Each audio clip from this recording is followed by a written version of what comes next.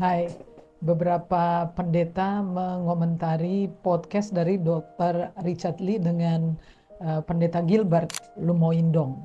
Memang pendeta yang satu ini sangat luar biasa, ya, luar biasa diberkati Tuhan, luar biasa, juga luar biasa kontroversinya, ya, mulai dari kasus Sambo sampai statement tentang Roh Kudus memerintahkan transferan sebelum jam 2, dan yang terakhir itu bukan yang terakhir, ada lagi yang kepleset itu ya, kesandung dari lisan yang akhirnya beliau harus mencium tangan dari Bapak Yusuf Kalla ya, yang saya tidak tahu makna apa di balik aksi itu kan ya. Dan yang kemarin dalam podcast itu pendeta Gilbert mengatakan bahwa semua agama sama saja.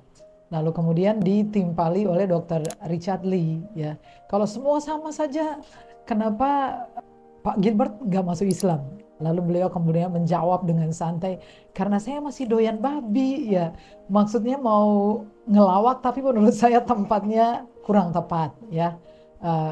Menurut saya bahwa semua agama, setiap agama itu memiliki sisi eksklusif masing-masing, di mana setiap agama, pemeluk agama meyakini bahwa agama yang mereka anut itu adalah yang paling benar, paling baik, dan yang bisa mengantar mereka, menuntun mereka untuk masuk ke surga yang kekal ya.